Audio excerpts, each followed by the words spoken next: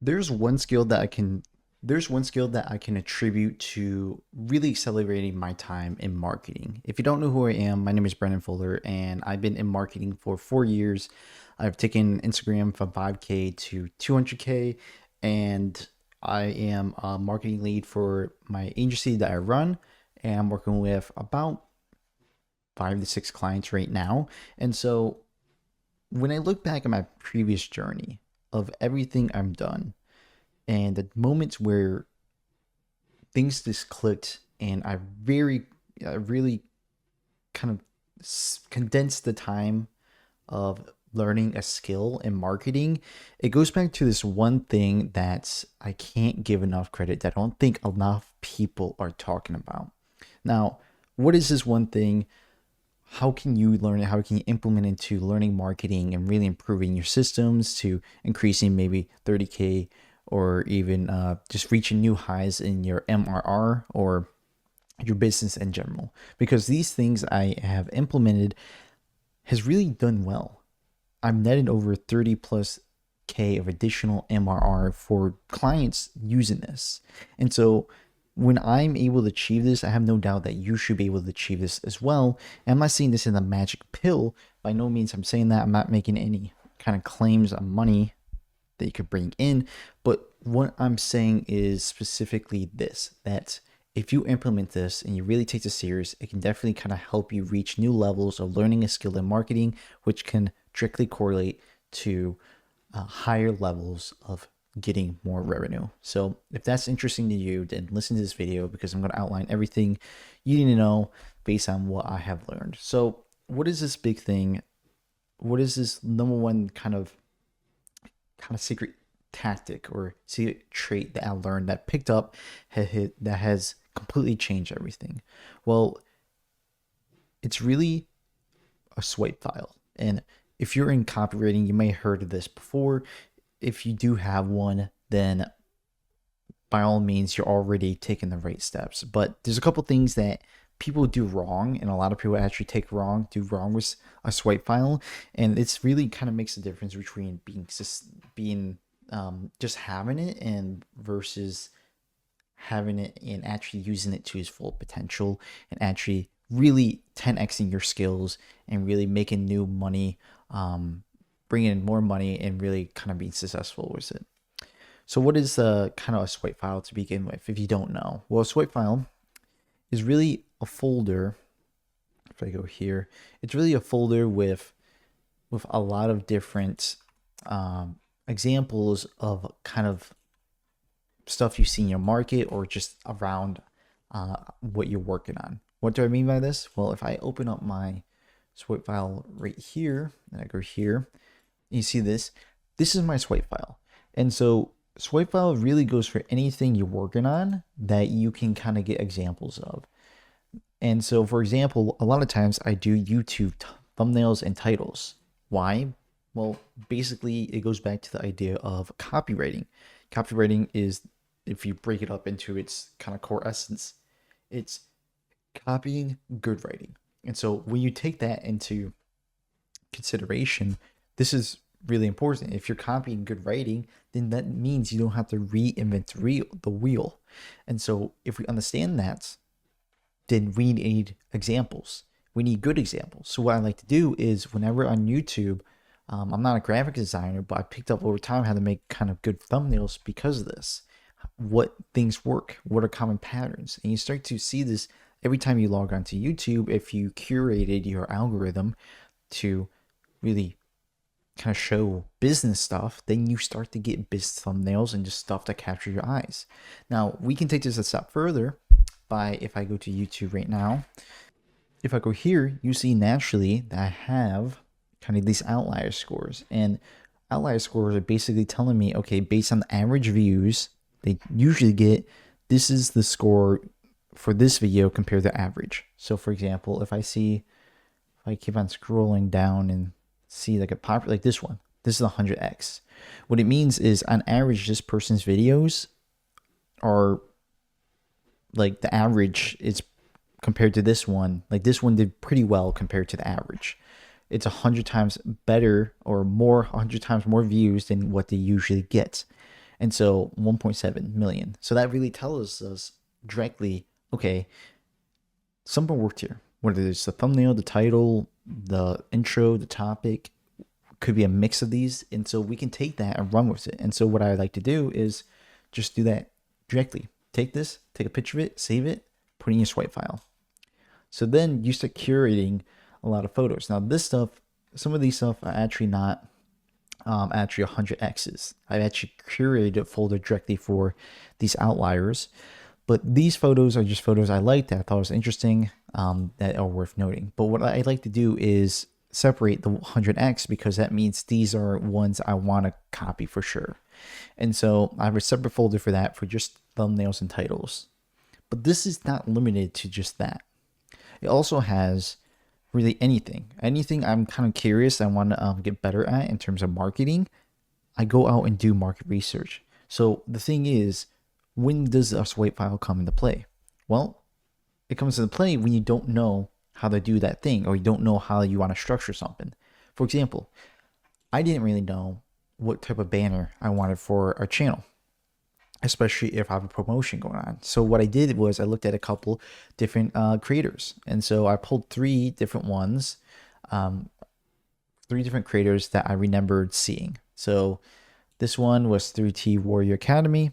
I thought it was interesting how his YouTube banner, he had like kind of what he does, him in the middle, and then he had a thing on the side here saying get your free warrior. So he has a call to action in it. This is another one, I think there's a Bitcoin one on X, where he had kind of just a promo here. I'm like, oh, that's interesting. So he's kind of just promoting it in his banner like that. And then here's a different guy who I saw, but I just really liked kind of how he had it. And so there's only a couple here, but I do that for anything. If it comes to web design, I have actually on here pages, I have everything actually split up. And so every time I come across like a pop-up, I just save it. I'm like, okay, that's interesting. Like I just have so many different pop-ups that I have come across that I just saved. And so I do this because I'm not 100% want to reinvent the wheel. I want to see what other people are doing. And so this speeds up the creative process and makes it so it's not a full task of like, oh, I'll come up with a new thing. It gets over that hurdle that a lot of people have. And so the first thing first is just introducing a swipe. If you are constantly creating thumbnails, create a swipe of the top kind of outliers.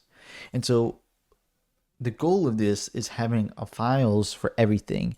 And a key I learned with this was specifically a book I read, I think by Edward, I can't remember his name, but it's called Copywriting Secrets.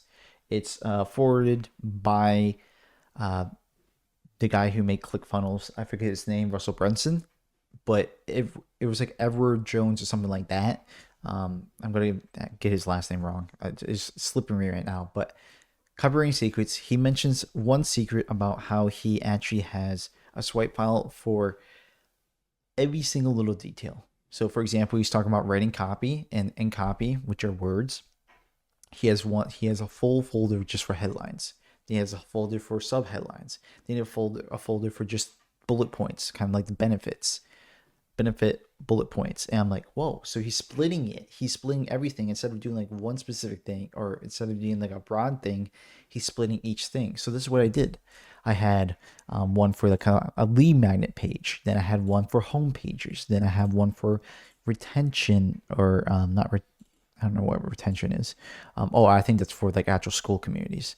I have one for tripwire funnels. I got one for BSLs, one for holiday sales, like up top for hero image. I have ads. I have kind of banners up top, like the top banners, and those are very special for like holidays. I have like book funnels. So I have all these stuff, and the whole idea is, instead of trying to like think of this about myself, think of this like originally have original thought and trying to just jump in the water with it, why don't I start that process and make it easier? So another secret he kind of revealed is, when you are thinking or getting started into a process, don't just jump into it like full head on. Now, what do I mean by this? Specifically, he talks about, let me switch over here.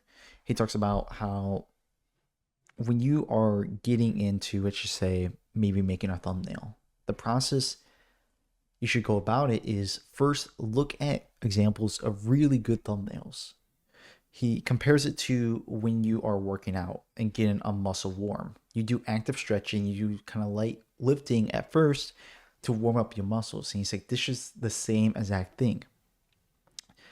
You want to kind of get your mind ready. So like it's like when you start a car, you let it sit for a couple minutes before you go driving. You let it warm up. And so that's the whole idea here is we're letting ourselves warm up. It's the creative process and seeing and implementing what works.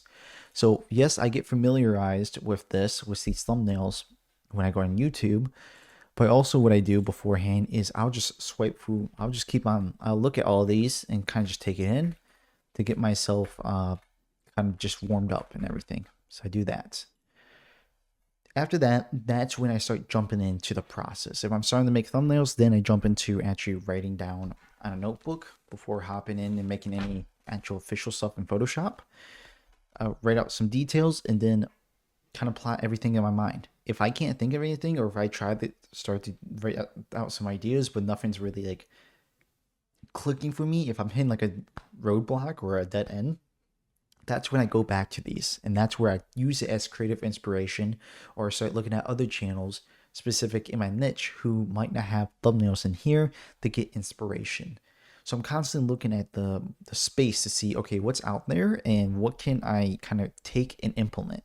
For example, I think I came across like a business influencer the other day, and he was using kind of money in the background. I'm like, I don't really use money in the background for our stuff, but yet we're talking about money stuff. We're talking about like crypto. I'm like, why don't I use that? And so I started implementing that just because I came across that influencer, that business influencer, like a week ago. And so you're constantly using kind of feeding yourself information, stuff to work with instead of forcing yourself. So that's the big thing that I've learned is grab everything and don't treat the swipe file as just something that you just collect and hoard and don't use. It's not there to sit and just collect dust. No, it's quite the opposite. It's to use it consistently in your process beforehand and during. I think one of the big things I kind of got in my mind was I don't need to look at, I should be able to kind of jump in the process and instantly know what to kind of make. And that's far from the truth. A lot of times it takes a little bit of creative process. And so that's pretty much what it is. I mean, that's what the best people do. And it's not of shaming yourself that you don't have an idea off the bat. A lot of times you just list out as many ideas you have and you come back like hours later or 24 hours later and you see, okay, I like this one.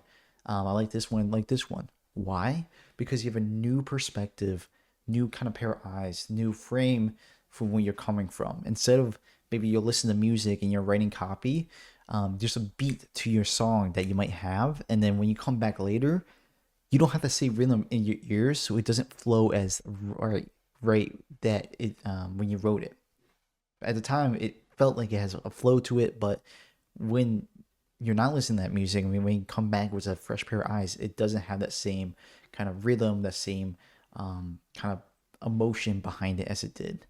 So with that, get that one kind of misconception in your mind. It is fine and completely encouraged to use this. This is what I use all the time. I get 13% plus click-through rate on my clients' videos, and I encourage you to do the same. So with that, I'm not saying this is bulletproof, that this is going to completely change everything you do, but it all starts with market research, seeing what people are doing, taking that for inspiration if you just don't know, instead of just throwing spaghetti at a wall and spending a lot of time just to find out that the people who already did this are already implementing the things that you should be implementing. Take it, run with it. There's a reason why there's a thing called steal like an artist. Now, I don't encourage you to just steal directly one for one. I'm not saying that. I'm saying look at other niches, kind of take what you like from that. Maybe look at your competitors and see what keywords they're using, what kind of visuals they're using, see what kind of resonates with your target audience, and kind of mixing that together to bring a whole new style. And so that's today's video, is going over the swipe file and this one tactic that completely changed everything for me. If that's valuable, hope it is, then please like, please subscribe, and comment below if you found this useful. Thanks.